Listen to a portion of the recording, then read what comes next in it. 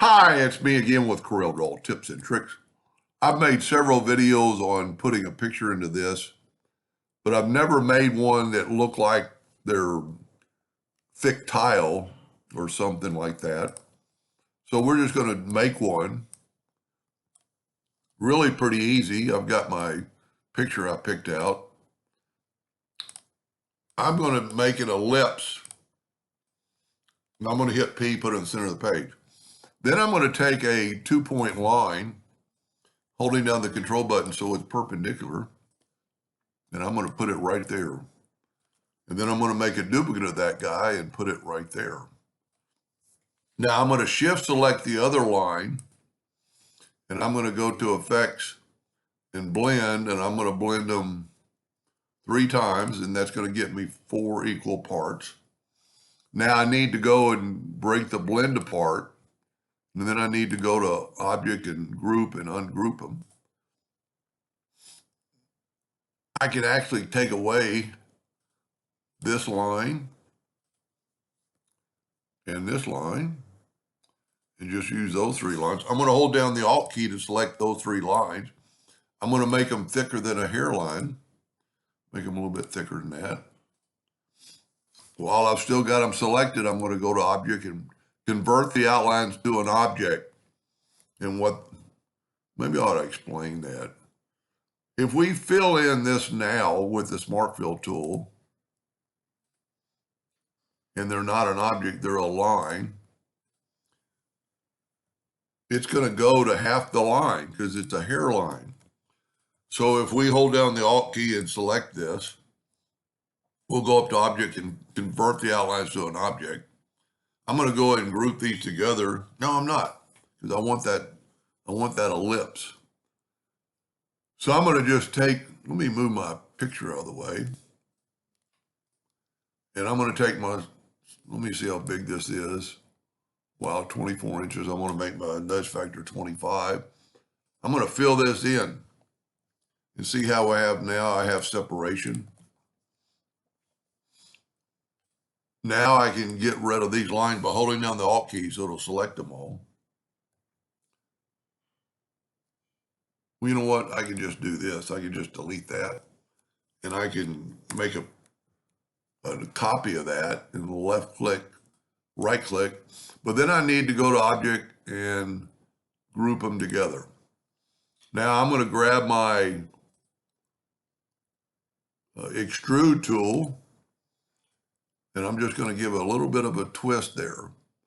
You can go either way or straight down.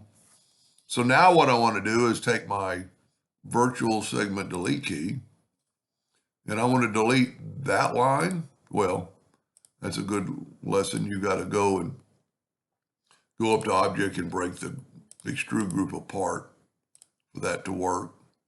So I'm going to delete that line, that line, that line, that line, and see how that's started to have a little curve right there. That's going to help with our process. I can move my picture without nudging it. Now I'm going to get the Smart Fill tool and fill in that, nudge it over, fill in that. That's our dividing between our lines. You could do a lot or a little bit with that. Doesn't really matter. I can go and move this out of the way. But you don't want to move, you want to nudge. So this is not a group, so I'm going to group it together. And then I can bring my picture in. And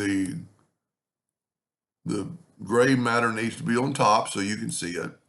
For this to work, I'm going to select both objects, 2 objects, and I'm going to intersect. And what that did, that gave us that. Now I'm not going to delete that. I'm going to move that away. Now, there's our block picture. And you can do a lot more with it. It looks pretty cool.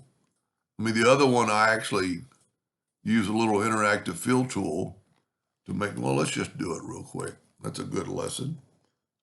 Let's move these out of the way for just a second, and it'll give you another tool to learn. It's a little bit hard because it's so thin.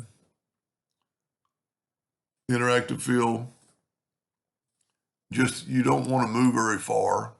Let me zoom in so I can see better.